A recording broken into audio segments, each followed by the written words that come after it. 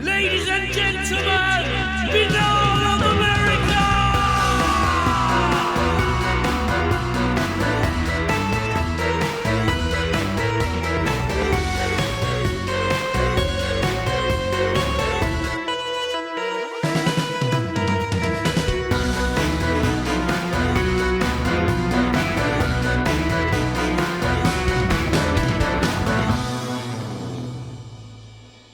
And now, ladies and gentlemen, your host, Tim Binnall. No commercials, no subscriptions, no network, no rules, and at the end of the day, my friends, no comparison. Got an exciting episode for you here tonight on BOA The Revival. Our guest is Kelley Lockman. He is a filmmaker behind the documentary series that's just begun rolling out over the last few weeks called I Believe in Bigfoot, or let me rephrase that, the I Believe in Bigfoot Project. And you can find that on YouTube under I Believe in Bigfoot Project. And he's been getting a lot of press for some of the... There's an interesting sort of twist to what he's looking into. It's got picked up by a bunch of places recently. The video, just the first episode of this documentary series, already has 180-something thousand views on YouTube, which is like astronomical for...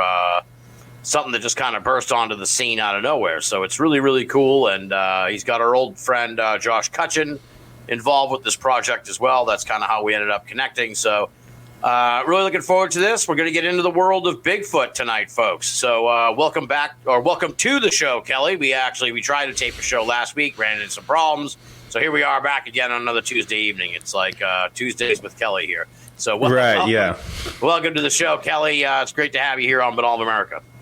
Good to see you again for the first time, Tim. No, it's great to be here, man. I appreciate the taking the time. Not a problem, man. Not a problem. Now, as we always do here on Binnall of America, when we bring on a new guest, we start out with the bio, the background. You know, who is Kelley Lockman, and how'd you get mixed up in all this stuff? Sure. Yep. Long story short, I've been a filmmaker my whole life. Went to film school, did acting for a while, involved with film forever. And I set out to make a film about Bigfoot, a narrative film. I was going to write a screenplay about Bigfoot. And in my research process, I hooked up with David Becerra, who runs a museum in Blue Ridge, Georgia. And he was really kind, let me hang out at the museum and do my research for my screenplay and everything like that. Really nice guy. And the more we talked about everything, the more he was like, there's a lot here that is real. Why don't you just do a documentary with your filmmaking chops? Like, just tell some real stories, And it really started to resonate with me. I was never a Bigfoot guy per se. Yeah. I approached it strictly as a filmmaker. I thought it would be a great way to do a cool, fun, kind of sci-fi narrative without needing a spaceship. I was like, I'll just do I'll do a monster movie and right. But I wanted to do it justice, and so I wanted to dive into what people were actually saying about this phenomenon. And the more I got into it, the more I realized that, oh wow, there's actually a lot of overlap here with what people are talking about in other regards. I was always into comparative mythology. I was always into UFOs. I was always into all of that kind of stuff since I was a kid. Yeah. And as a storyteller, comparative mythology, I just was like fascinated with how many stories seem to line up. Right. And so it was kind of a natural thing, kind of fell into it and started to interview different people about their stories and their accounts. And that was all it was going to be. I was just going to do a straightforward documentary, talk to some people, get some really cool stories, and then use my kind of filmmaking chops to do some reenactments. Yeah. But then I got invited to a habitation by a group of Bigfoot investigators called the Sasquatch Watchers in North Carolina. And I thought, well, I can't really, since I have the opportunity, I can't really pass up the opportunity to do some Bigfoot investigations in my Bigfoot documentary, So I also, in the process of my interviews, met Ron Moorhead, who I'm sure a lot of your audience will be familiar with, recorded the Sierra Sounds, which are fantastically famous Bigfoot vocalizations.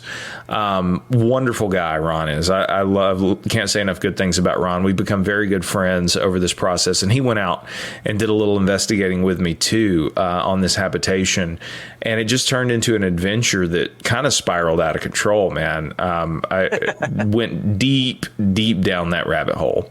Yeah. Well, it's interesting because when you got into this, I would assume you figured this was sort of the classic, if Bigfoot's real, it was like the classic depiction of Bigfoot as sort of like this flesh and blood, missing link, lost ape kind of primate animal creature that was running around. But it seems like you've kind of come around now to more of the Josh Cutchin, Tim Renner perspective on the phenomenon, in that it may be something paranormal in nature. Yeah, actually, what really got me hooked into the idea of doing a documentary was the work of Tim Renner and Josh Cutchin. I listened to a lot of Sasquatch Chronicles, and I think I came across, if memory serves, and don't quote me on this because I listened to so many podcasts at the time. Yeah. I heard a few podcasts in a row that really hooked me, and one of them was with Tim Renner, and then another one was with Stan Gordon, who I'm sure you're familiar with. I'm sure your audience, some of your audience will be familiar with. Yeah, I actually was talking to him on the phone today. Really cool guy as well. And so I was like, what they were saying, if what they were saying is true, then it made it so much more interesting for me. Oh, and then, spending time with Ron as well, it really started to click that this would be a lot more fun than looking for an animal. Right, and frankly, that's why I was never interested in Bigfoot to begin with, because I'm like, so what if there is a monkey out there? Like, big deal. Yeah. We find new animals every day. What's the big deal? But no, I firmly am in the camp that it's not flesh and blood as we would quantify a normal flesh and blood animal. I'm not saying they don't have flesh and blood. I'm not saying that. Right. But I don't think it's a missing link or anything. No. I get what you're saying. Yeah, it seems like it is something that can, at the very least, manifest into some kind of like physical thing to interact with our world. But it's certainly doesn't seem to be bound by the laws of our own universe. Like I hate to use the term interdimensional, because what does that even mean? But it's like, it seems like it's interdimensional. Like it seems like it can kind of come and go from here to some other place that we can't access. That seems, that's about as deep as I can take my analysis, really. Cause it's right. Well, and to me, it seems the only probable conclusion, because you have so many hunters and so many. This world, believe it or not, is yes, it's true. There's still some wide open spaces where people don't go, but people go a lot of places. Right. We do. We're pretty industrious creatures, and we get around, and we're pretty good at hunting things, and we're pretty good at killing things. And if it was some kind of animal out there that's as threatening as people describe it, somebody would have killed one by now, or at least tried to. Right. Well, there are a lot of accounts of people shooting at it. That's right. Like, no one's ever, as far as we know, like, there have been people who claim to have killed it. And it's like, well, they never fucking show up with the, they're like, yeah, I shot it and buried it. But it's like, well, why would you do that? Exactly. Why would you just bring the Bigfoot in with you? Right. Osama bin Laden's buried at sea. Nothing to see here. Kind of. Not sorry. I went on that rabbit trail, but I agree with you. It's too much, and I guess for your audience, I should quantify why I've come to this conclusion. I did investigate a lot out there, and in doing so, saw a lot of really bizarre things. So the property that we got to investigate. It was private property, and these guys had been investigating not just this property, but some adjacent properties in this area. And there had been reported activity in this area for over 100 years. Oh, wow. People had really bizarre things happen that they couldn't explain. This family that owns the property has owned it for over 100 years. It's been in the same family. Oh, wow. And they have had things happen over the years that they couldn't explain. But they didn't think about Bigfoot, right? They just had things happen that they couldn't explain. And then years later, there were a lot of reported Bigfoot sightings in the area. And so it really tuned the property owner into the idea that I think there's Bigfoot here. And they've cast many tracks on that in and around that property. And so when one of the members of the team I interviewed at a Bigfoot convention, and he was like, we would love to have you out, and I can guarantee you'll have activity. And that was a pretty bold statement, right? Yeah, sure. Like, I guarantee you something weird's going to happen. If you come out, you'll get something for your film. Yeah. And so I couldn't pass that up, and I was reading Ron's books, reading his accounts of how he recorded the Sierra Sounds.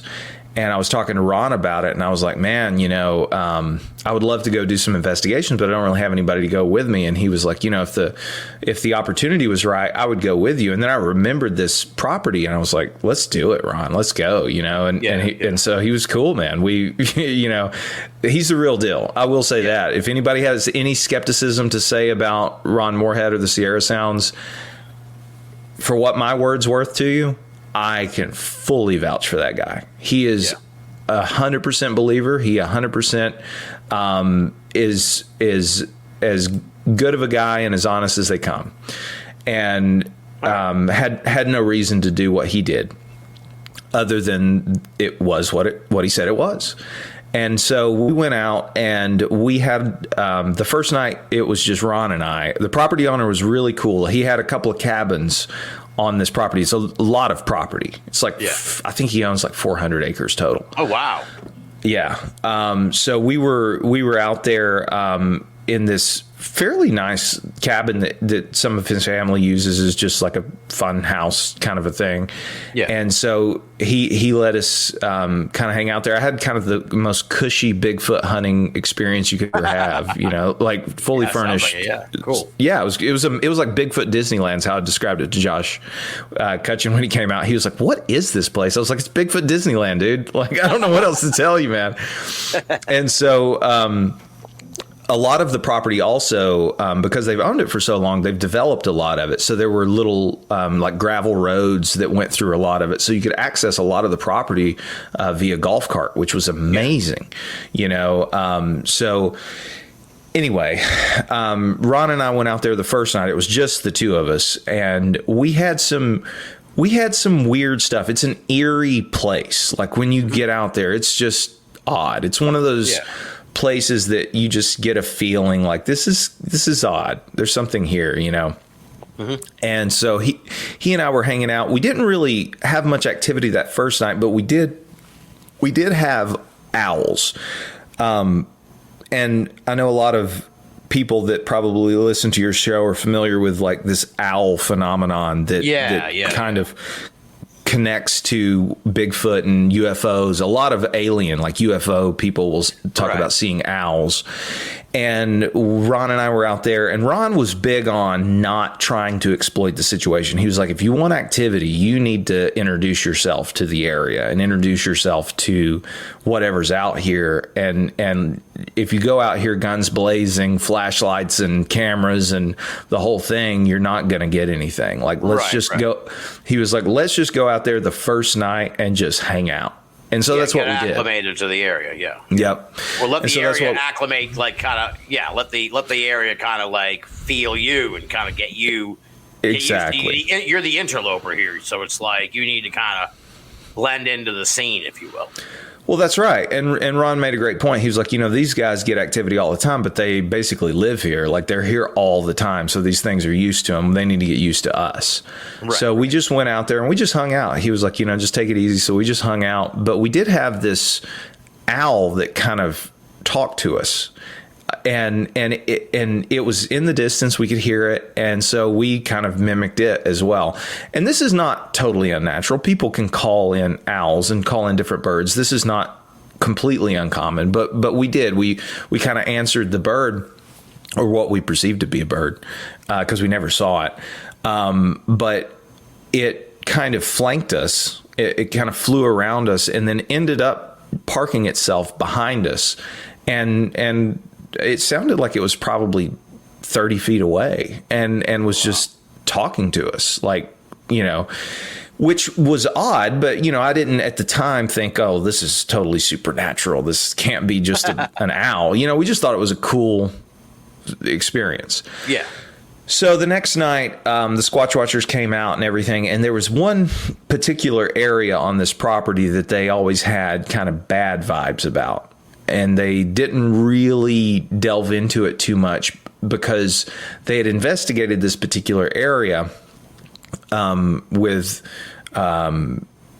what you call like I don't know what the term is, like a sound box where they play white noise, go through like different channels of white noise. Spirit box. Yeah, Spirit box. They had done that out there and had some kind of unnerving interactions. And David Martin, one of the guy that invited me out to begin with, he always had bad feelings about the area. He felt that it was it made him sick, actually physically ill. Oh, wow. He felt very nauseous when he would go into the area. And so to me, I'm like, well, that's where we need to go, for sure. and so we went up towards that area, and not far from that area, they had a gifting spot.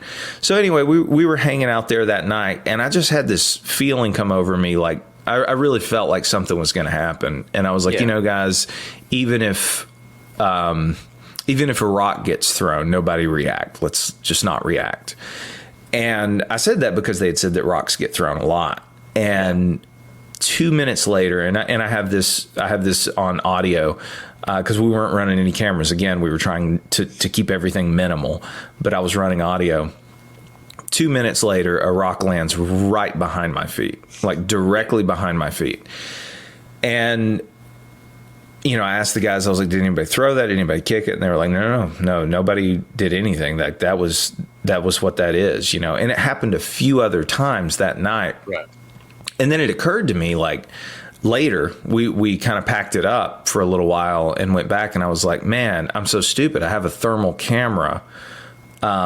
I should have looked to see if that rock was hot. I was scanning around the area, and I didn't see anything in the forest that could have thrown the rock. I never saw a source of where the rock would have come from, but I didn't think to just look down and put my thermal image to see if the rock was hot, And so later we went out.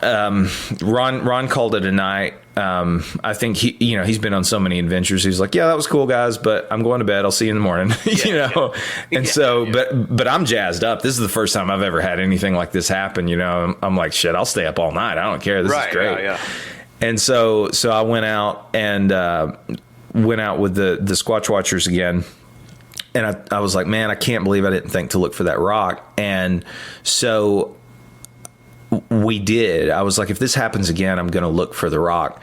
And David said that often when he throws rocks, they'll answer back with rocks. So he did that. He threw rocks, and he threw them in the direction of that area that he said he gets a bad vibe out of.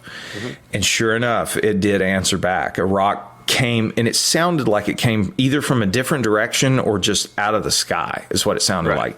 And it landed down onto the golf cart that we were in, and I was able to find it with my thermal camera. And sure enough, it was hot, and it was an odd stone. It was like half of it. It looked like it had been chipped.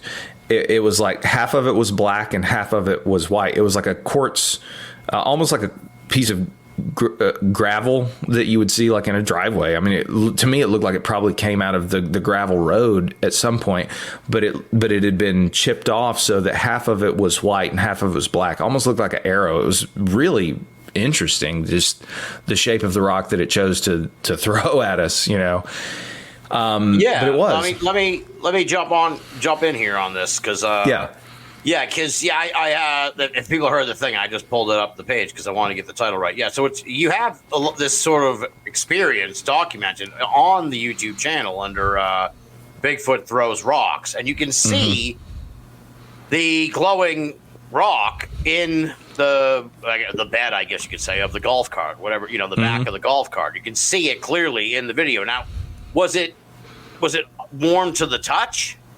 No. Thermal cameras, they're very sensitive, right? They're very sensitive to change in temperatures, and rocks luckily hold temperature pretty well. So we actually did experiments later to see how long it would take to hold a rock to get it that bright. It doesn't take that long. You could probably hold one for less than a minute and get it that hot. So it wasn't like hot, but it was hotter than, because what a thermal camera reads, or what a thermal imager reads, is variation in temperature. It's not going to tell you how hot something is, but it'll read variation in temperature. So it was hotter than anything on the golf cart, which had an engine running, So yeah, it was pretty impressive. Yeah, no, it's really it's super impressive, the video, because I mean that thing is really glowing. Like, it really stands out on the bed of the golf cart, where it's like, okay, this is I mean this with all due respect, but it's like, either this really is a fucking glowing rock, or this guy's faked this thing. Like, there's no other 100%. There's no other fucking interpretation. Like, there's no glowing in the back of the truck. It's really pretty awesome. Now, I don't recall if you did this, maybe it was the very end of the video. I think I kind of cut it off towards the end, but it was like, did you ever film it later when it's just not, now that you had it like at your house or whatever? Yeah, for sure. Yeah, I've got it. It's not like some weird anomalistic rock that's like forever glowing, right? It like eventually stops glowing. Yeah. It stopped glowing that day. I mean, it was just hot. It was just hot because, I mean, I guess something was holding it, right? I mean, that's the only explanation. And then later, way later, in December, I actually captured one of these things in broad daylight. I was walking with a 360 camera, and it was in an open field. It was in an open area. And I was just walking with a friend of mine, and a rock just fell. It just, honestly, it fell out of the sky. There's no other explanation that I can think of. It was like a pebble. This one was much smaller, but it was like a pebble, and it just hit my leg and bounced off my leg as I was walking towards, an area I was going to investigate.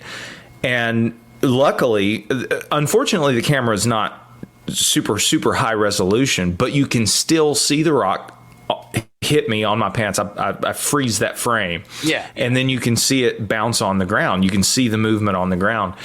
I mean, I can't explain that other than something from like you said, for lack of a better term, some other dimension dropped a rock on me.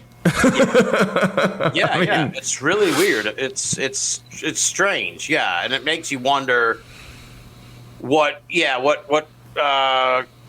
attributed the heat to, what contributed the heat to this. Yeah, was it like, maybe it's like somehow when it comes through whatever, if the rock is coming through some kind of other dimension or something, maybe that process like warms it up, heats it up. Either that, or if they're in another dimension, maybe they are physical in that dimension, right? Maybe who knows? I mean, it's just pure speculation at that point, but the rock was hot. And one thing, going back to faking it, everybody that was out there was, this is really funny. Everybody except me was holding a microphone. So I can vouch for my own integrity. I didn't throw the freaking rock, man. I didn't. But I went back because I was skeptical. I was like, man, this is just too good to be true. It's too on the nose, So I went back and listened to every single one of not that I didn't trust them, but trust but verify, right? I went back and listened to everybody's audio track, and nobody threw that rock. You would hear it. You would hear the movement in the microphone if they would have thrown it, because it came from very high. You could hear it come down and hit from above. If you were going to throw something, you would have had to lob it up. You definitely would have made noise throwing that rock. Right. There's no way around it. So I know they didn't fake it, and I scanned around with my thermal in that area. I never saw any source for what could have thrown it. Yeah. So, either they're really, I mean, obviously, either they're really freaking good at hiding or it's something different. Yeah.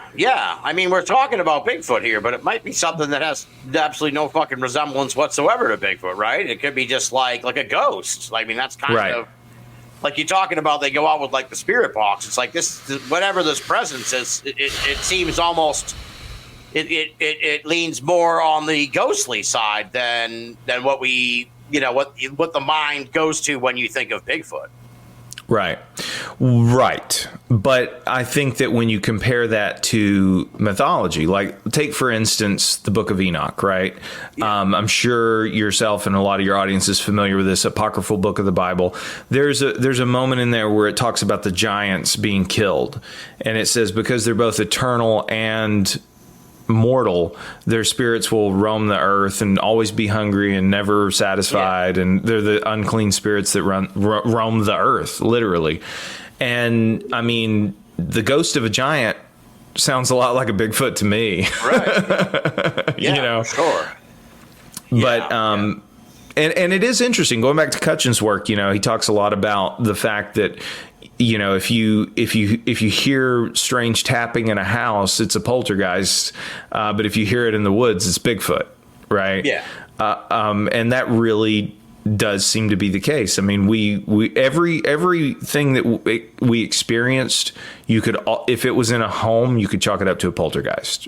Right. Exactly. Yeah.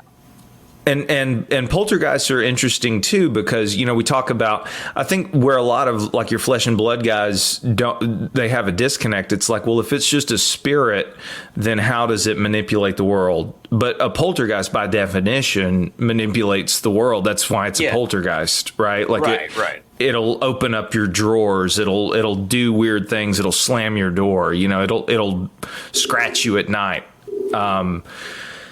I don't know how they function in this way. I don't know how that works, but it does seem to be real. It does seem to be real. Yeah, for sure. And the poltergeist is the whole sort of like objects manifesting in the air and falling. That's like classic poltergeist. So it's like, oh well, that's why I really like what Cutchin Renner sort of termed it like the Wildergeist, like this wilderness ghost. It's like a wilderness ghost. It's like, why the fuck hasn't anyone thought of this before? But it makes more sense sometimes than the idea. I mean, there very well could be flesh and blood Bigfoots, but there could also be these other things. I mean, who the fuck says you can't have both, right? Why not both? Well, I saw something out there that I thought was a trackway, and I showed it to the property owner. I was like, I think these are tracks, and he was like, no way, they're just too big. I'm like, I mean, maybe. And they were huge. I mean, but then Ron Moorhead, he's cast, I think he said 22 or 25 inch prints. Oh, wow. Yeah. So, I mean, you're talking about something that if it was fully manifest in front of you would be like 12 to 15 feet tall.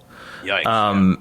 Yeah. And so if that's true, if your flesh and blood guys are right, and there is a 12 to 15 foot tall beast roaming the fields, we would find it. Sorry to break it to you. We would find it, Yeah, absolutely. Yeah, like a 7 or 8 foot Bigfoot maybe could still kind of be running around unfound so far, but like, something double that size. Like, I don't know where the fuck even a 15 foot tall thing could hide. Like, right, and it's gonna eat everything in sight. Right, like exactly. The wilderness that it lived in would be totally devastated and devoid of life just to sustain something like that. Right, exactly, yeah.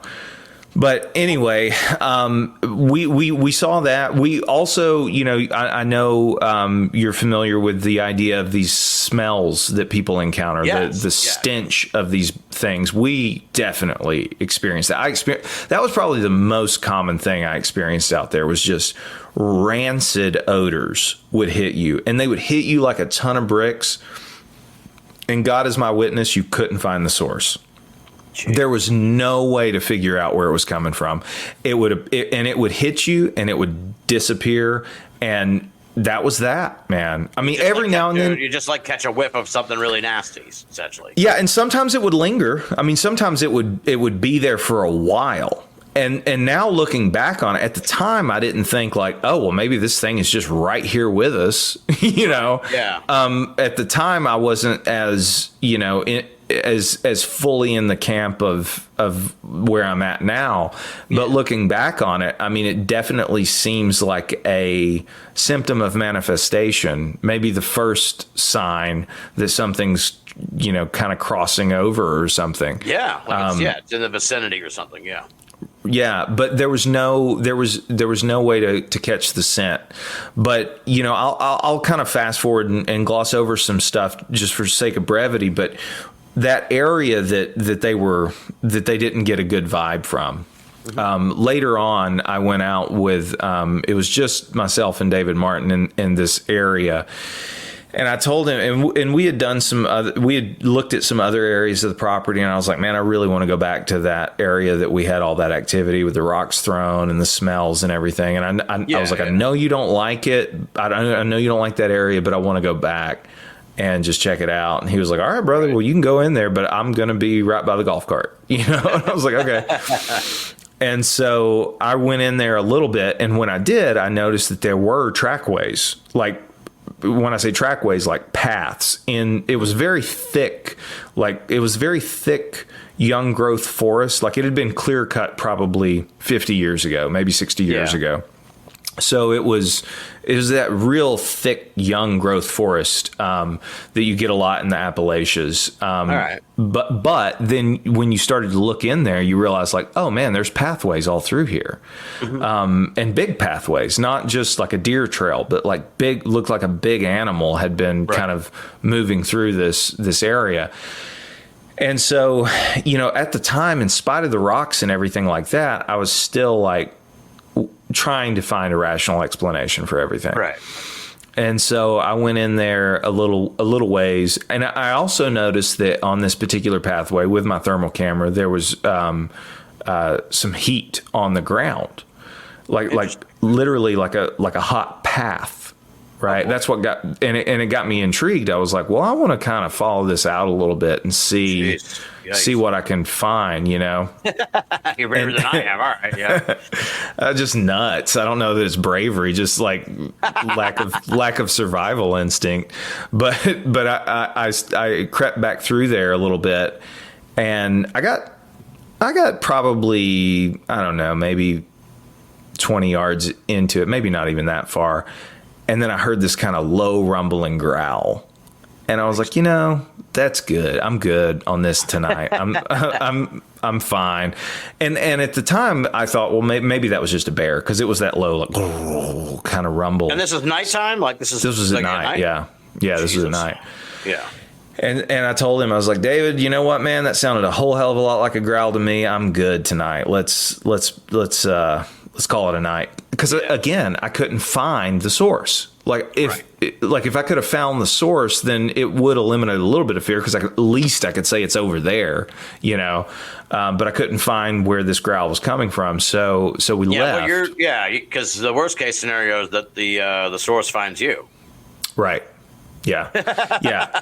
Well, and because it was such a thick area of brush and of trees and stuff, you know, that's the limiting factor of a thermal camera, is that it reads heat, and heat can be blocked by leaves. Like heat can be blocked by anything. You know, it doesn't take much to block that. So it's not exactly like you can really fully say there's nothing there, because it could just be right behind a tree. Or I didn't know the lay of the land at the time. I didn't know if there was a cave down there. I didn't know what, you know. Right. Yeah. Yeah. Exactly. Yeah. And you're in the dark. So yeah, it could be like, be like a dip. It could be, it could be, it could be exactly. It could be exactly. Yeah, exactly.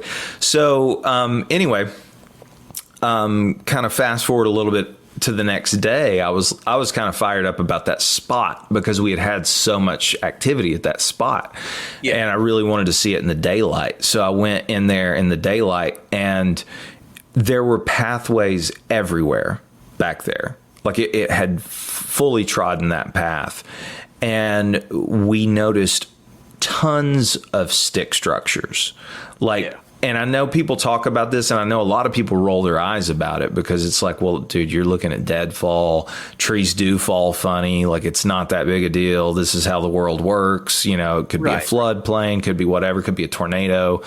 I get that. Yeah. But this was different. This was literally like sticks shoved in under and above, like wound like a basket, like literally like woven together like a basket. Yeah. And there was a lot of them, and there were the classic X structures, which I think are probably, you know, a lot of people talk about like, oh, we saw a big X structure. And I know for people looking for rational explanation, it's like, okay, so two sticks fell down together, big deal. But there were so many of them. There were a lot of them. And then there were also sticks that appeared to be glued to trees. And I know this is a bizarre descriptor, but you can ask Cutchin about this because I turned him on to this when he came out there with me. I was like, you've got to see this, man. And I showed him the stick structures, and he even said, he was like, you know what? I've always been skeptical of stick structures, but I've never seen anything like this. I was like, I haven't either, man. Now, first of all, is this because I didn't see, you haven't done a video yet showing these stick structures, right? That I'm aware of. Not fully, no. There's a couple of clips in some of the videos, but I haven't really gone deep into that yet, but I will. All right. Yeah, that's coming out. Yeah. Now, what about this glued to the trees thing? What does that mean? Like they were glued to the trees? So, you know, vines will wrap around trees, and trees will absorb things. Like, I mean, you can Google like trees, bicycles growing up in trees and stuff like that. Road that signs happens and shit like that. Yeah, right. I wouldn't say all the time, but it happens enough that, like, it's not magical. Right? It's not magical. Trees grow around shit. That happens. Yeah. But this was literally just a stick glued to a tree with some. Maybe it was sap. But it was something that looked like glue. And I mean, that's the only way I can describe it. It just looked like it was glued there. And it wasn't a vine. It was just a stick that was like that X structure that I told you about. There was a large X structure, and right above it was a stick that was just glued above the X structure. And I've seen this so many times. And in fact, there was a gifting area out there that the Squatch Watchers had left a 2 liter of Coke for these things, Pepsi, actually, to be precise. 2 liter of Pepsi out there for these things, and it had drank the Pepsi and done the whole thing with their gift, but then it left behind a stone. And on the tree that it left the stone, there were 3 sticks glued to the tree that held the stone. Weird. God is my witness. This is probably like the worst thing you could possibly do, but did you try to pull these sticks off the trees to see how sturdy this glue was? Yeah, I kept my first inclination would like go up and like yank it off, see if I could yank it off the tree. Maybe that would really piss off the entity or whatever, but I don't know. So nature makes me think try and yank it off. No, I did. Yeah, definitely did. So you know, I'm kind of jumping around on the timetable of these events, but that's fine. All right. But so I went out there one day after I had done all my initial investigations to film that what I deemed the acre of weirdness. I never felt like I'd done it justice while I was out there. I was out there for about 5 days the first time I was out there. Yeah. And then I kept going back because I kept like reviewing my footage and being like, oh my God, I missed that. I got to go back and like do the, you know, find some more stuff. You're really deep into this now, Kelly. You're way into it. Yeah. Way into it. Yeah. So the X structure with the stick. Now people talk about mind speak. And I can't swear that I've ever experienced mind speak, but this, God is my witness, this really happened. So I'm filming the X, and I noticed the stick that's there, and I have the stick and the X and stuff on film, and I thought to myself, I'm gonna keep that stick, and so I pulled it off, pulled the stick off the tree, and immediately just dropped it on the ground and forgot about it. Immediately. Yeah. And I didn't remember that stick until I was like 3 hours on my way home, I was like, damn it, I didn't keep the stick. Why, where did the stick go? Weird. It was very bizarre. It was like something just was like, drop it. And I just dropped it and forgot about it. Later, even further into the future of the story than that, I went out with Kutch to that area. He came out there with me one night, and I showed him the rock that was in the tree. And I told him about the sticks being glued, and he was like, what are you talking about, man? And I showed it to him. I was like, look at these. And he was like, oh my God, these are sticks glued to trees. I was like, exactly. And so we cut one off. I still have one. Yeah. But I don't know. I don't know what it is, weird. Man. Yeah, really it's just strange. Weird. So what's even stranger, well, there's a lot that's even stranger than that, actually.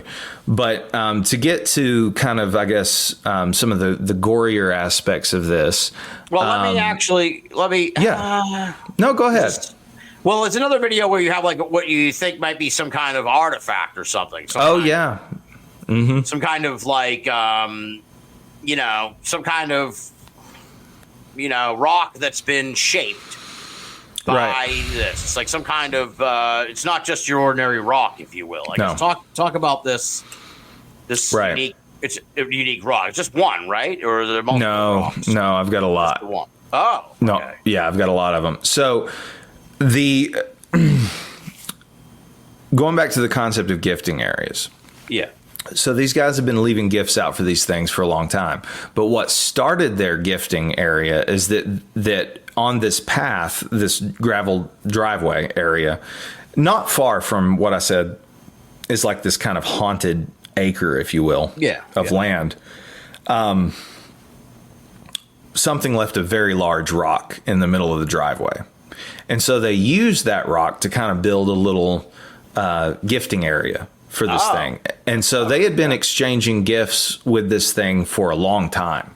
Yeah. And I definitely had interaction with the gifting area. We would leave stuff. We would leave arrangements of rocks, and the rocks would be rearranged and stuff. And again, I'm trying to trust these guys, but I'm also skeptical. I'm like, man, are they just messing with me? Like, I mean, I came here. Is this just a total setup, Right. But, well, I do want to ask you one question really quick. Is there any, and this is with all due respect, I don't blame you either way, whatever the answer is there any financial arrangement here with this property where, like, you got to go out the first time for free, but now if you want to go check it out again, you got to, like, pay a certain amount because you're going to be on the property for some time?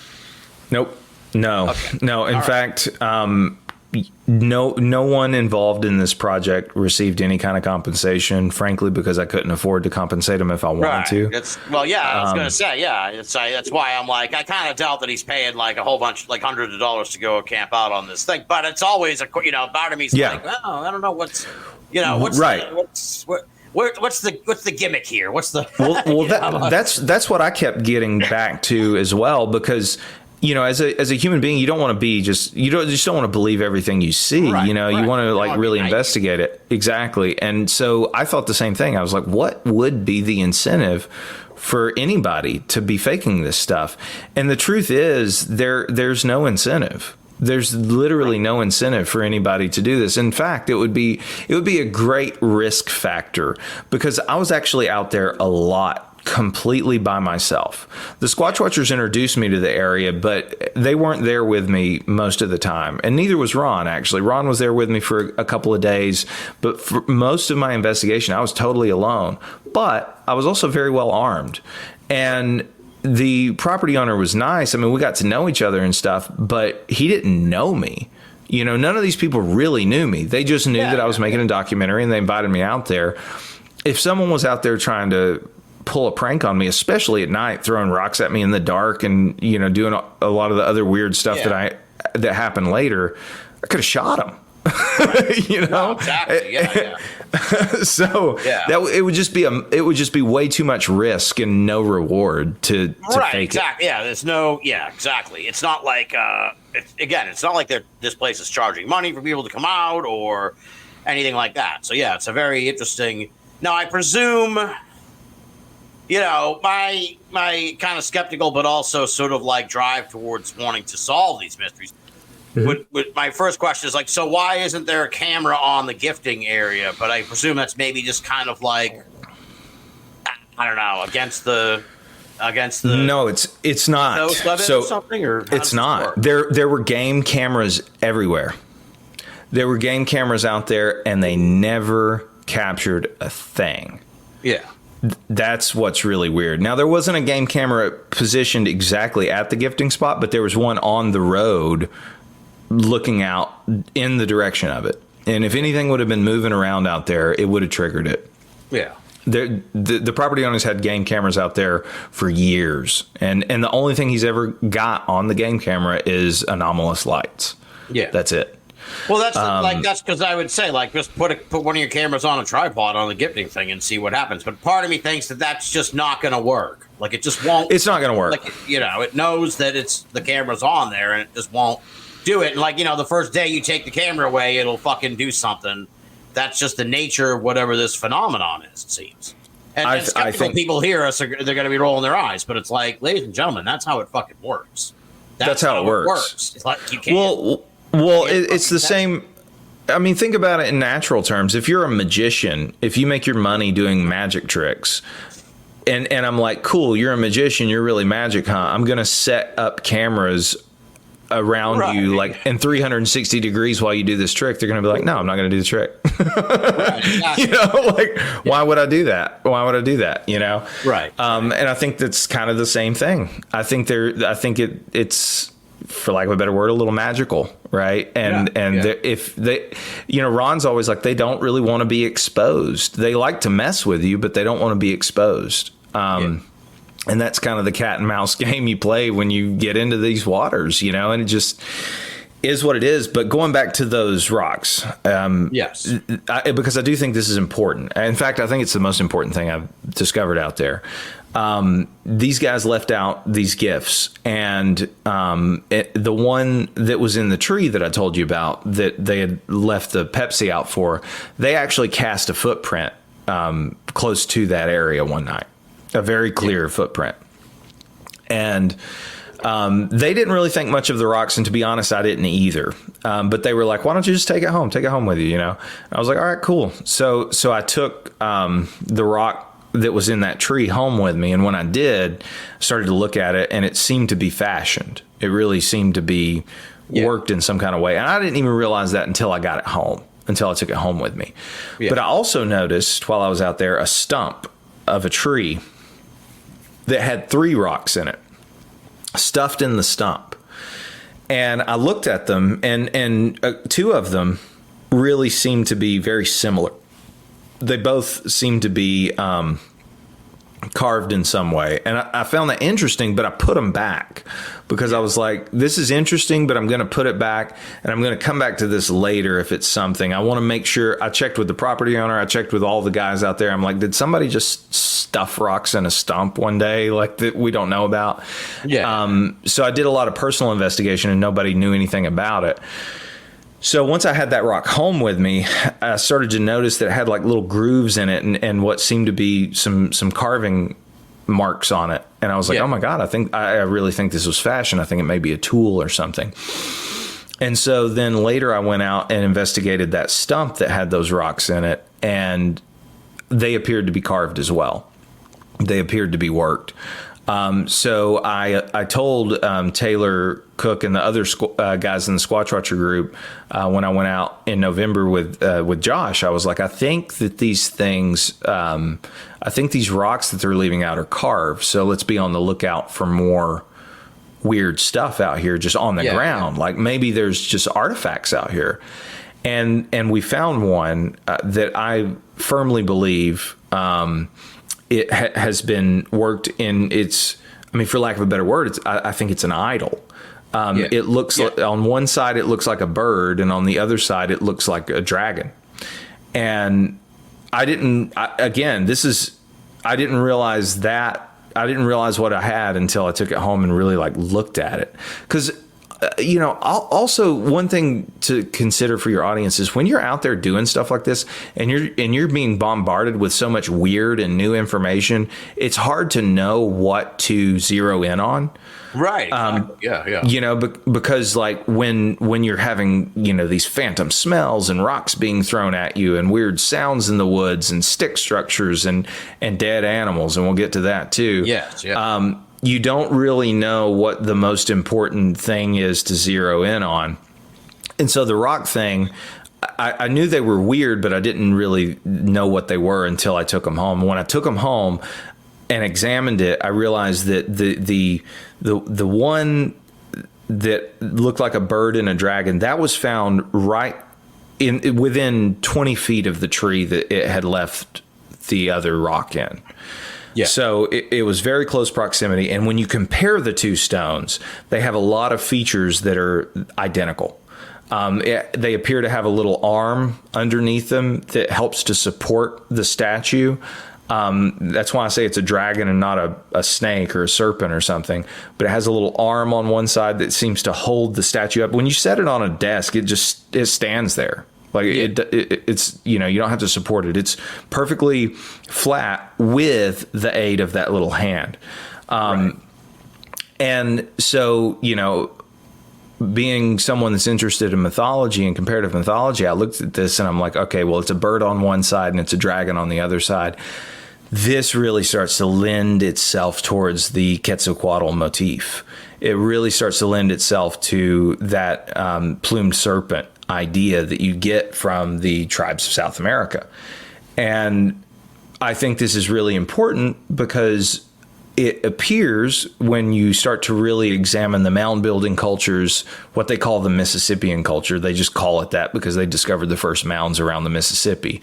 But what they call the Mississippian culture, these mound building cultures that produced the Serpent Mound in Ohio, that produced the Etowah Mounds in Georgia, that produced all, these mounds in Pennsylvania and other areas.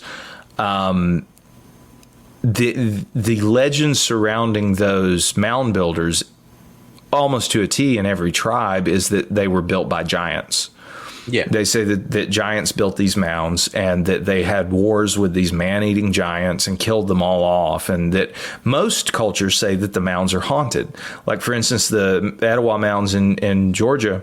Yeah. Nobody lived there when the Spanish first came here. Nobody lived in those areas because they thought they were haunted. And the same's true for a lot of the mounds in Ohio. So we did find there were also what appeared to be some like rock mounds on this property as well. So I don't think it's a far stretch what I'm saying. And then when you look into the South American legends of these mound builders, they say, or not mound builders, but pyramid builders, they say that the people that built the pyramids originally came from the north and that they were giants. Yeah. Almost to a T, that's what every one of these cultures say. So when you put those two legends next to each other, it's a very easy psychological jump to say, okay, well, it looks like, according to legend, there were a bunch of giants that were pretty wicked, that seemed to worship serpents and birds, and were man-eating maniacs, according to the legends, that were either killed or driven out by the North American natives. And perhaps they were pushed south and started building pyramids and things like that in South America and resumed their worship and their culture down there. Interesting. That's an interesting theory. Yeah. I mean, that's my theory based on. Yeah, it's interesting. Yeah. I'm looking at the, if it, because you can see me, like, I think if it looks like the lighting has changed. I have the video up. I'm looking at they are very weird rocks. And people can find that on the I Believe in Bigfoot Project YouTube page. Bigfoot Idol Found is the name of it. Mm-hmm. But yeah, there's some really weird sort of attributes to these rocks that you highlight. They're really odd. That's for sure. So go ahead. Go ahead. I was going to say, and the one in particular that I highlight in that video. One of the strangest features of it is that it appears to have some kind of composite material on it as well. So you have it's a very porous stone. Yeah, it's a weird rock. I know it's what you're talking about. Yeah, yeah. Yeah, and I'm not altogether convinced that it's not some kind of geopolymer. And I know it's like everything I'm saying to the layperson sounds completely bananas. They're like, is someone checking on this guy? Is he okay? What the fuck is it? Wait a minute. What the fuck is geopolymer? Like concrete, you mean? Yeah, but like some kind of yeah exactly. Sorry, some kind of cement, some kind of concrete. Interesting. Yeah. Okay. And there's definitely some kind of cement or concrete on it. There's like this like kind of weird angled cut in the statue that kind of helps to differentiate the like dragon side from the bird side, and in that cavity is the only smoothish part of the statue. The rest of it's very porous, but there's this one little area that's smooth, and it literally looks like someone took a dab of cement and just went over like the whole of it. It's very weird. It's very weird, and I'm in the process of trying to find somebody that's willing to look at it. It's very difficult. You hear like guys like Graham Hancock talk about the kind of the gatekeepers of the archaeological community and stuff. That has been my experience. I've tried to get these things looked at. I really have. And it's not been that easy. I'm not saying that it's like some kind of unified conspiracy or anything, but I think that because it's so and bear in mind, I didn't tell anybody I found it looking for Bigfoot either. Right. Yeah. I think because some of these things are so outside the paradigm, people are very quick to dismiss it and accuse me of seeing things in rocks. And I think the term is like, what is the term? Pareidolia, yeah. But if you hold it in your hand, like if you see it for yourself, I've never put it in anybody's hand that didn't go, yeah, that's fucking weird. It just is. It just is. But yeah, I'm actively trying to find somebody that will at least lay eyes on it. Just lay eyes on it. Tell me to my face that you don't see what I'm seeing here, Yeah. All right. Well, there's anyway. You put the challenge out to people. If there's any geologists out there who could take a look at this rock, that would be great. Or these rocks. I would love it. Yeah. Well, and it's not just that. I mean, I did find hand tools. I found stuff that appear to be hand axes that look very similar to things you would see in Africa. I found a lot of other stuff. That's not. I found what appeared to be a very old like piece of stone pottery. It's not just this one piece. I found a lot of stuff out there. But anyway, that's my story on the. That stuff could also be Native American, then, right? Possibly. Well, yeah. I'm not saying Bigfoot made it, and that's the distinction I want to make. I'm saying whatever this thing is out there, they left them out. They left them out for me to find, or for somebody to find. Not me specifically. Like the one that was in the stump, for instance, had moss growing over it. It had been there for a long time. Yeah. So interesting. Why did they? Why would they? If I'm correct, if there's some kind of supernatural thing going on out there, why would they leave these things out if there's not some significance to it? Right. No, I think exactly. there is. Yeah. Now, have you experienced anything out of the ordinary at home since these excursions? Because you brought shit home with you, dude. Like, didn't you want? Yeah, man. Didn't you watch like the fucking Brady Bunch? Like, you don't take shit home. You don't take shit home from haunted Bigfoot ranch. Right. Definitely not. Definitely do not do that. So, have you experienced anything from taking this shit home? You reprobate. Yes. All right. Well, yes. Nothing super wild. Now, I will say I've always believed in ghosts and demons and things like that. I have always believed that exists. I've had different experiences throughout my life with that kind of stuff. And I'm also a fairly, in spite of all this weirdness, I'm a fairly traditional Christian, actually, in my belief system. And so the first rock that I took home was the one that was in that tree. Mm-hmm. And I started to get really sick. Like I got really sick for a while, and I just couldn't shake it. I was in a total malaise. I felt very weak. Like that was the thing that was really bizarre. I started to feel almost felt like I had COVID, just real weak, real sick. And then it dawned on me. I was like, I think it's this freaking rock, man. And I prayed over it. I prayed over it and cast out any attachments, and it worked. Oh, I felt fine. And I made sure that I did that for anything else that I brought into my house. And I haven't had any weird experiences with anything since then.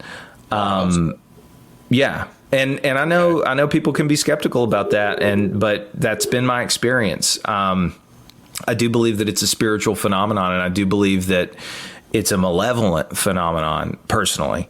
Yes. Maybe they're not all malevolent, but I think what I was experiencing was malevolent. And I think that it's a matter of exerting your dominion. I really believe what I really came to believe out there was that what they really desire is anything that will elevate them above you.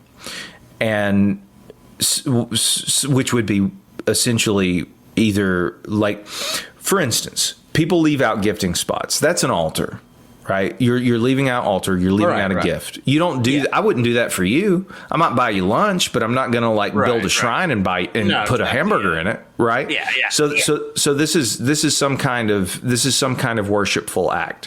When unusual things happen, often the response is, "Oh my God! Did you hear that?"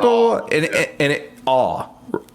You're giving it your energy. You're giving it you're in awe of this thing that's happening to you. Yeah. Okay. Interesting.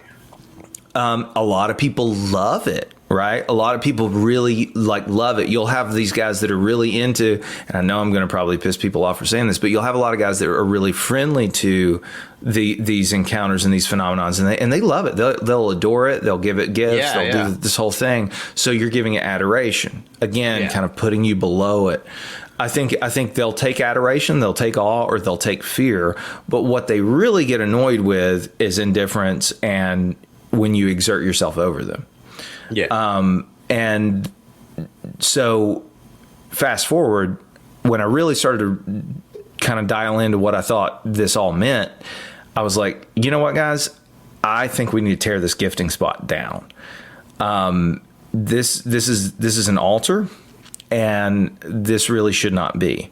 Wow. If it's a twist it is, I didn't see coming. Yeah. I was like, I just don't. What the fuck? Jesus, this is the movie right here. All right, So we're tearing we're fucking tearing this thing down. All right, let's go. Let's go. That's what happens. Let's go. Right? Yeah. And I will say before all this, all right. So in that acre of weirdness, one thing that I didn't mention was. In that area, I did find some deer mandibles. I found a pair of jaws. That something the gory part. Yeah. This is the gory part. Yeah. Let's do it. All right, let's get to the gory part. Let's get to the gory stuff. Right. Well, the two are connected because it gets gory after I tear it down. So. Oh shit! All right. So. I found this pair of deer mandibles that had been removed from the skull of a deer, obviously, which is unusual because you wouldn't necessarily find both mandibles because the anatomy of a deer they don't really connect in the front of the lower jaw. Okay, yeah. So if you were a scavenging animal, you would rip off one of the jaws, take it somewhere, rip off another one, take it somewhere. This was not this case. Both jaw bones were laid on top of each other, and something was defecating on them. So it was there was literally feces on top of these jaw bones. Ooh. Hold on now. Could this be an animal that somehow, I don't even know, ate the fucking jawbones, and the jawbones were part of its poo? If it did, that would be a really rough morning for whatever. Yeah, exactly. That would be a really rough morning. Yeah, unless it was like a dinosaur, right, or something. Right, like that. Right. I don't know what kind of animal could eat that. Yeah. Right. Exactly. So that was also, I found very off-putting, as you can imagine, in this area of insanity. And so I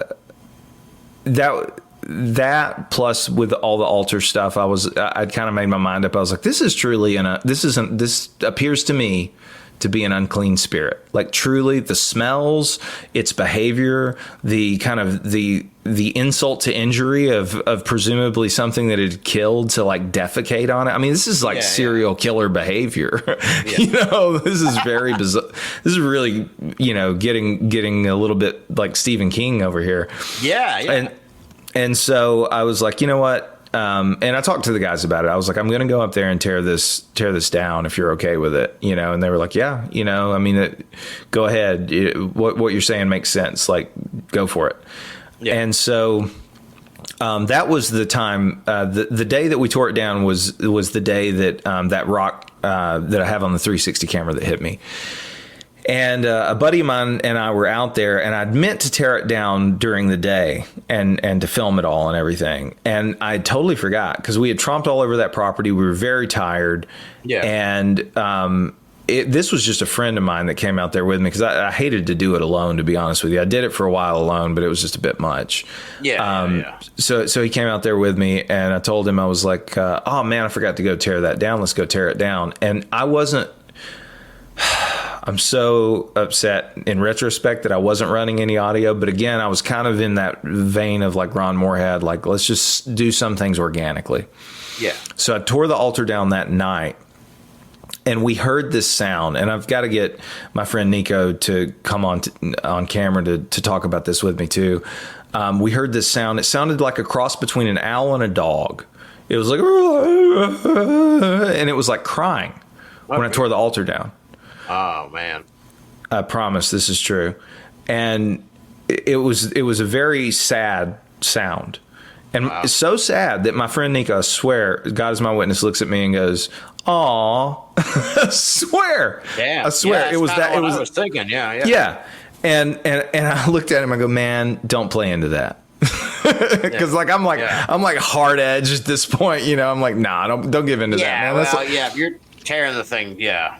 I was like, that's a narcissist crying, bro. You can't believe that. Like, that's not the same thing. That's not normal. Right. That's where my mind was anyway. I mean, some people are going to think that I'm just the meanest person to Bigfoot ever. Yeah. I've already had those comments. So go put their stuff back, whatever.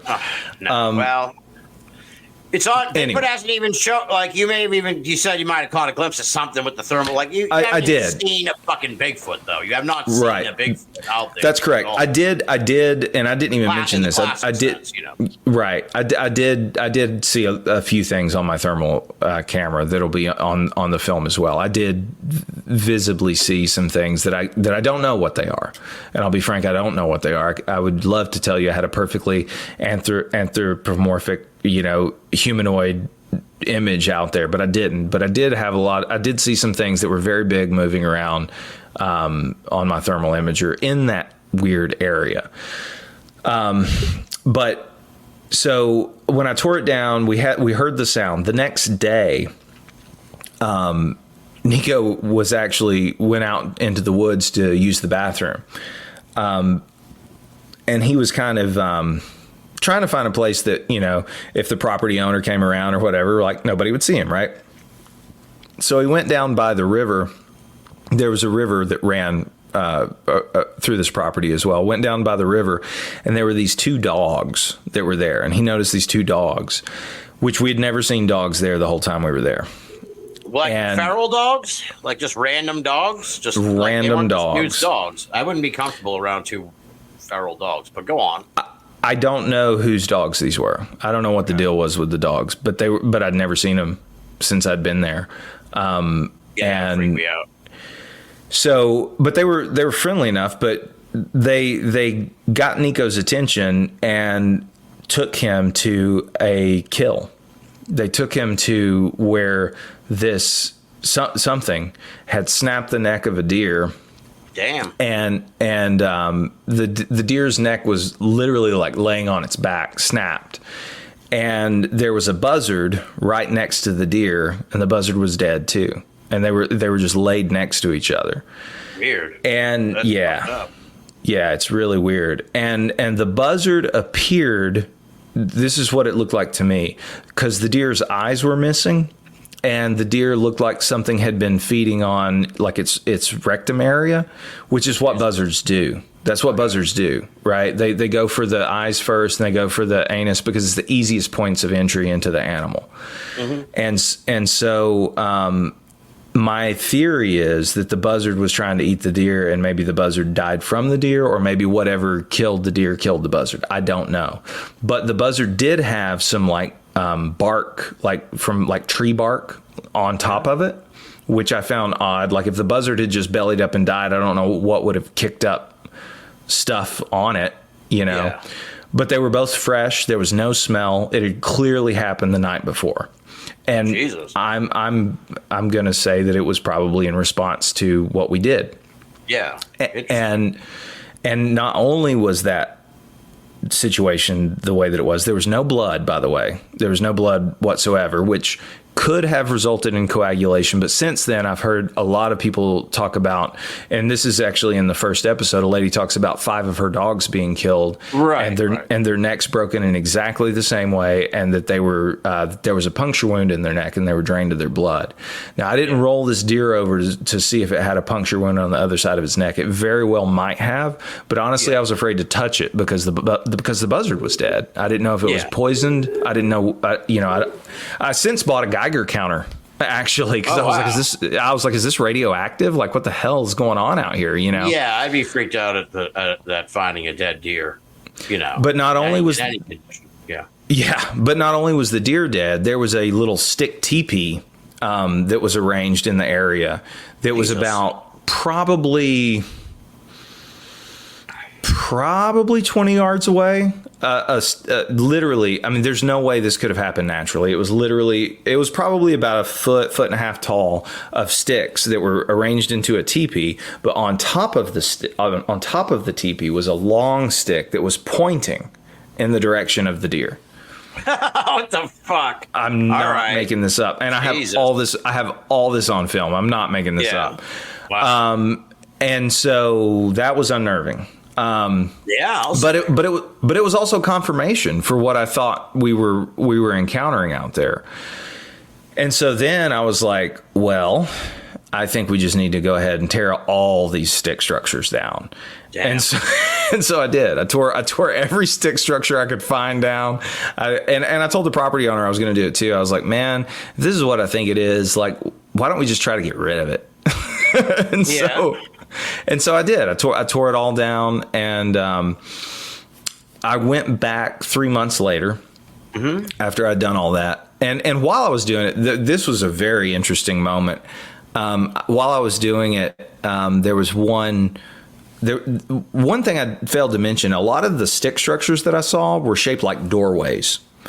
They were just like literal doorways in the forest, and it's probably how they come and go, dude. It's probably how they come and go. Well, that's what I thought. They can only use it once. They maybe make one, jump through, and then that's it. If they have to make another, or I don't know, or maybe it's a sign of an area. I don't know, but I tore them down, and when I was tearing one down that was actually pretty large. It was probably about 6.5, 7 feet tall, and while I was tearing that one down, in the distance, a tree fell, like a full-on tree, like crashes through the forest. You know, my buddy that's with me is like, dude. I was like, yeah, I think he was trying to let us know that we're not the only ones that can tear trees down. You know, but so I did all that, and then went back about 3 months later to just kind of assess the situation. Yeah, and the deer had been moved. The body of the deer had been moved under like a little shelter type thing. And we had seen that little shelter when we were out there previously. But I actually thought it was maybe just flood debris. My friend Nico actually mentioned it while we were out there. He's like, oh, look at this. It's like a little hiding place, a little shelter or whatever. And I had seen so many like obviously constructed things that, like, you don't want to say everything's freaking Bigfoot Right, or whatever, you know? So I was like, yeah, well, maybe was my answer for everything. As crazy as this story sounds, I'm not an unskeptical person. But so I went back, and the deer had been drugged to this like stick structure area, and it had completely decayed where it lay. Like there was hair and there were bones, but nothing had scavenged this animal whatsoever. The only thing that had been deformed on this carcass was the jawbone. The jawbone had been removed from the carcass, but this time it was placed fairly close to where the body was. That same trip, I actually found the body that belonged to the other deer mandibles, and it had decomposed in the same area too. Weird. It was just in some brush. I couldn't see it when I was there the first time. I found the head and the body of that animal, and it had just decomposed where it lay too. The buzzard had never moved. Nothing ever moved the buzzard, and it just completely decomposed where it lay. Weird. So I don't know if you're familiar with like Barton Nunley's stories about the animals that were killed on his property and things, but a lot of people report that these things will kill animals, and when they kill animals, that nothing will scavenge them, that flies won't land on them, nothing will touch them, nothing will eat them. They just decompose where they lay. And interesting. Yeah, it is interesting. And so then I'm thinking back about the buzzard. I'm like, well, maybe the buzzard's good evidence as to why, because whatever it tries to eat these things will die. Yeah. You know? Yeah. So that was that trip. And then I had a lot of other weird stuff happen in Georgia. So I've kept this train rolling, man. So what's gotten a lot of the publicity is the blood-sucking Bigfoot angle of all this. It's really kind of funny. It's weird. Before you emailed me, I searched the news like daily for weird news, and I saw the blood-sucking Bigfoot story that was in the Daily Star, I think, first ran it. Then it got picked up at a bunch of other places and shit. And I'm like, oh my God, what the fuck is that? And then I got an email from you like a couple days later, and you were like, yeah, I'm the guy from the thing. Right.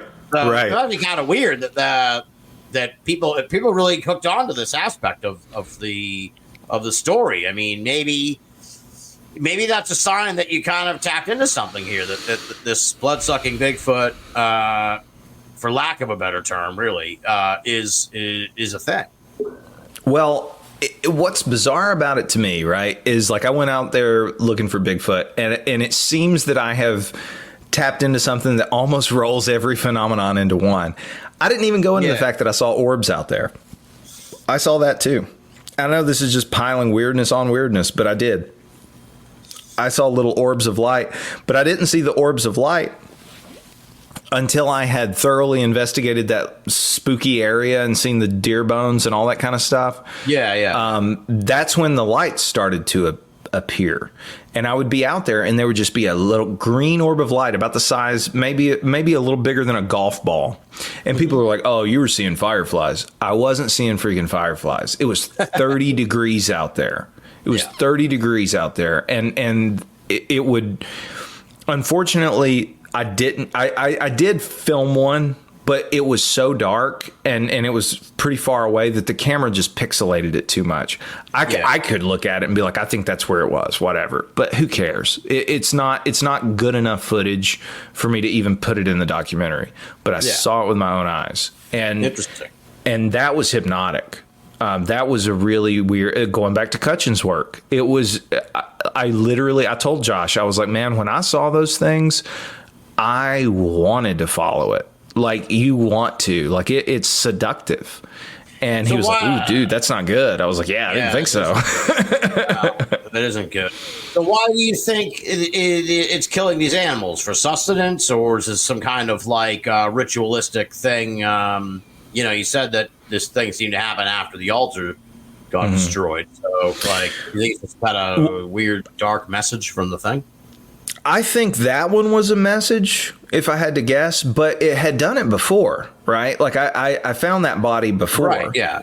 And so, and I don't think that was a message to anybody because it was hidden. Right.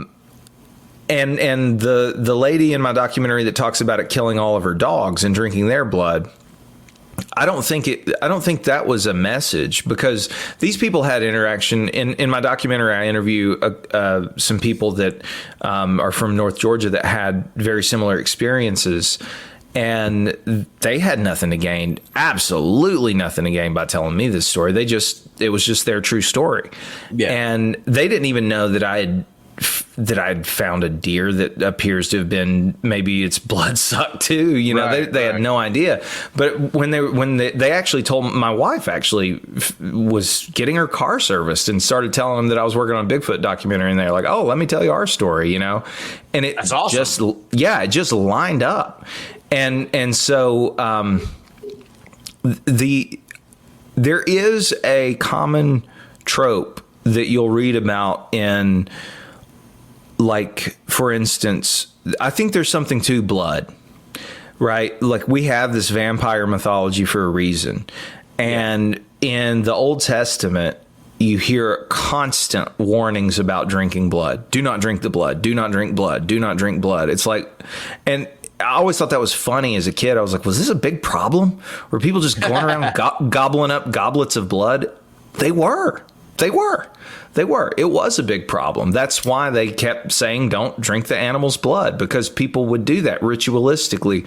Different priests in different cultures, the Aztecs, would drink the blood of the sacrifice victims, eat their hearts, and all this stuff. Yeah, all that. Yeah, you know, this concept that the life is in the blood, and maybe there's something to that. Maybe there's something to that vibrational energy. Maybe there's something to the makeup of blood that these things do get some kind of sustenance off of. I don't know. I have no idea.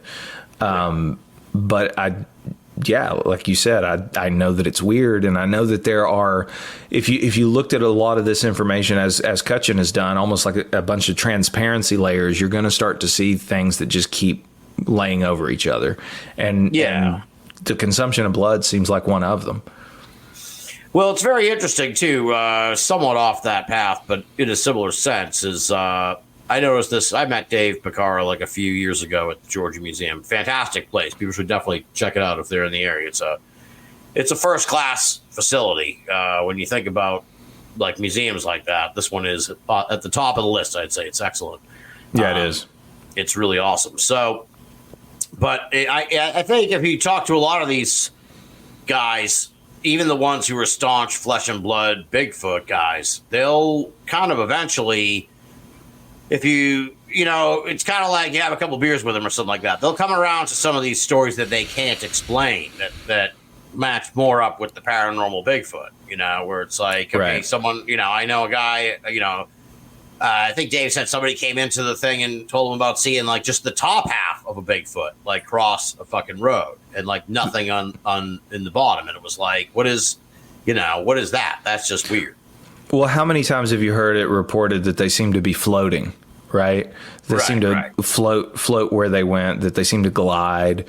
The footprints do end abruptly. I mean, that's been reported so many times. And people have reported poltergeist activity where you have footprints in your friggin' house that you can't explain, wet footprints and things like that.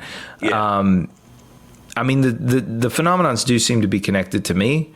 It seems pretty obvious that they are, but that's my bent on it. Again, and I think a lot of people, when they hear my story, will be like, dude, this doesn't have anything to do with Bigfoot. What are you even talking about? Why are you even bringing poor Bigfoot into this? You know? But, it reminds me a lot, for the long time Binnall America listeners, this won't resonate with you, Kelly, but it reminds me a lot of the Adam Davies story, because we have a long time friend of the show. He had an experience where he saw a portal. And it was very first person, sort of like, this is a remarkable account of something really strange happening here. Have you, when we first talked last week, you kind of made a joke that you're like, you're almost obsessed with you've gone way so far down this thing, you know, that you're like the guy like connecting dots on the board or something, you know, like you've really, really become absorbed into this experience. Have you, made you concerned at all a little bit? It's like, I have mixed feelings, because part of me, I'm hearing the story. I'm like, geez, Kelly's really into this fucking thing that's happening here. But then on the other hand, it's like if this was happening to me, I would be the same way. I would be like, this is the most exciting, craziest fucking thing that I could possibly experience. Like, so of course that would be all I really care to fucking talk or think about. Right. Well, I mean, look at what you do for a job, Tim. Like, it's interesting anyway, right? It's interesting anyway. But when you have, and I had quite a few experiences out there that were just, you know what I describe it as? They were so on the nose. I was like, man, this is so on the nose of like, you couldn't write it. I went out there. Originally, I was going to write a screenplay. I'm not this honestly, I'm not this creative, and I'm also not this overboard. Like, if I was going to put this in a screenplay, I wouldn't add all of these elements. I would be like, this is. I would be like, this is too much. You know. Right. But I did get obsessed. I'm okay now. I finally come up for air long enough to start to edit some of this material. Right. Yeah. But that's go ahead. Yeah, but for like 2 years, I didn't. For like 2 years straight, people were like, when is this documentary coming out? The guys that, worked with me on it and stuff, I'm like, I don't know. I'm still finding stuff. So I guess when I stopped, and then I started to realize I'm not going to stop finding stuff because, seeking you will find. And I certainly found a lot of weird stuff, man. And so I was like, all right, I just got to take a break and get some of this stuff out. And so that's what I've been doing. Right. And then you released the first episode of this. Do you have a vision for how long this is going to be, number of episodes, or when? Because the first one came out about, let me see, I have it here on the thing. The first one came out, you have all these other little ones. About 3 weeks ago. Yeah, it came out about 3 weeks ago. And yeah. And I was hoping that 183,000 hits, views and stuff. Which is insane, dude. That's really pretty crazy for, like, I mean, you just kind of popped on the scene here with this Bigfoot. Well, and it's only going to get weirder from here. The next episode I've been working on. I think I'm getting a little too precious with it, to be honest with you, but I've been working on it a while. This next one's going to kind of focus on Ron Moorhead a lot, actually, just kind of setting him up for the audience that may not know who he is and everything like that. And then from there on out, it's going to delve super deep into these adventures that we're talking about. Yeah. So, I would say I'm aiming at 2 episodes a month is my goal, is to try to get about 2 episodes a month out, because they're an involved edit. It's a pretty involved edit, but I'll be releasing, more behind the scenes stuff here and there, to kind of, feed the YouTube interest and feed people's interest in the subject. So I hope to start, I had a little bit of, not that it really matters, but I had a little bit of a hiccup with some of the behind the scenes with just YouTube in general. So I've been kind of holding off on releasing another one until I get that kind of banking stuff straightened out. Yeah, but that's fine. It's not a big deal, and it'll get resolved within a week or so. So I hope next month to have 2 more episodes out. I hope definitely 1, but probably 2. And I hope that the series itself will probably be somewhere between 8 and 10 episodes, I think. And it's too much to talk about tonight. There will definitely be a season 2. I got into a lot. I got into a lot more stuff in North Georgia. That's really weird. That gets even weirder. Interesting. Well, the channel is I Believe in Bigfoot. And that's on YouTube. And let me see what else. I think I pretty much kind of covered everything that I wanted to know about this. It's pretty amazing. It's a remarkable story. So do you think, at the end of the day, you think that, for lack of a better term, I mean, not necessarily, we kind of, like you were saying, it's like, why drag poor Bigfoot into this? But, like, do you think whatever this thing you're dealing with at this place, you think it's like some kind of, like, for lack of a better term, because people are going to roll their eyes, like demonic force, if you will, a sinister spirit of the woods of some kind? So, yes, I think so. I'm a little hesitant to put all of it in that camp. Yeah. I think what I was interacting with was. Yeah, you might have just found the one bad apple that like fucking was in North Carolina. Maybe, but I also, based on my experiences, wouldn't really recommend playing with it. I don't encourage anybody to go knocking on trees and leaving out gifts. Honestly, wow. Okay. Well, okay. So think about this. This is just a little food for thought. Where does the term "knock on wood" come from? Well, like if you say something, you I don't know, like hubris, I guess. Where you're like, oh, this thing hasn't happened to me, so like, knock on wood because you're gonna fucking yeah. It comes from letting the spirits of the forest know that you're there, this is when we hear about tree knockings, when we hear about all these things, these are old. This is old magic, right? For lack of a better term. This is old stuff. This is not new, and this is not a freaking ape out there. There might be some, like Ron's convinced that there's probably some that are more flesh and blood than mystical. That maybe there's some delusion in the genome, and I mean you could go way down all these different rabbit holes. Yeah, maybe somehow they got stuck. Yeah. Ron thinks that maybe through years of interbreeding with humans, that maybe some of them are more appearingly like human-like and natural, and but still retain some of their whatever. Maybe they're just freaking ghosts. Maybe they're aliens. I don't. At a certain point, all these terms don't really hold the kind of weight that we imagine that they hold. Right? Like if you have an imagination of what a steak should taste like, and then you go to a Thai food restaurant and they serve you a steak and it doesn't taste like that, you're going to be like, this isn't a steak, but it's a steak. Right? Yeah. At a certain point, terms don't really matter that much. What matters is the essence of the thing. Yeah, I see your point. Yeah. And so I think that's where I think that we're kind of coming to a place. We saw these hearings, and I know a lot of people roll their eyes about the David Grush thing coming out and talking about interdimensional potential for alien phenomenon. And you had Tucker Carlson on Joe Rogan recently saying that these were spiritual phenomenons and probably demonic and all this kind of stuff. Tucker Carlson was talking about this. Like, I feel like we're entering an age. I used to joke around with a friend of mine that we're entering the age of full disclosure, and I don't just mean for the UFO phenomenon.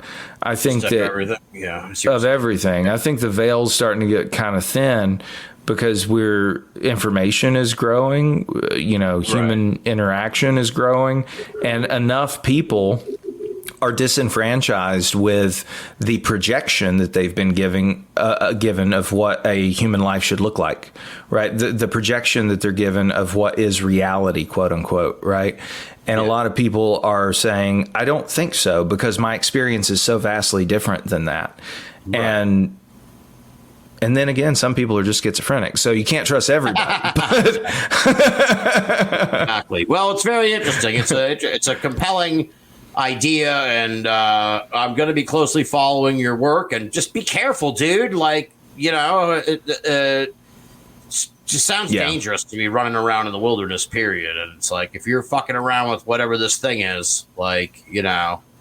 It's real dangerous. It might be like, oh, he went over a cliff and broke his neck. And it's like, well, maybe that might happen, but why you went over that cliff could be because you were fucking around with this thing. So just be careful. That's very good advice. Don't hurt Kutch. Don't bring Kutch into danger. We need Kutch. Anyway. We do need Kutch. We do. All right, Kelly. Well, the YouTube channel again is the I Believe in Bigfoot Project, and people can find it at YouTube at I Believe in Bigfoot Project. And this has been Kelley Lockman, and folks, check it out. The video's on the page. He has the first episode of the documentary series already. It's got 183,000 hits. I'm amazed at this. Really am. I'm like, what the fuck? I gotta be doing something wrong. Maybe I got you with this Bigfoot story out here. We'll get some crazy traffic. But he's got that on there. He's got the video of the rock, the glowing rock, so you can feast your eyes on that from what we've been talking about. He's got the weird, like, Bigfoot idol things that are very strange. So he's got the videos for all that. And as I said, just be careful out there, Kelley, man. I'm really been riveted by this story tonight, and looking forward to following it and seeing what happens next, man. And good luck out there, dude. Thanks, man. I really appreciate it.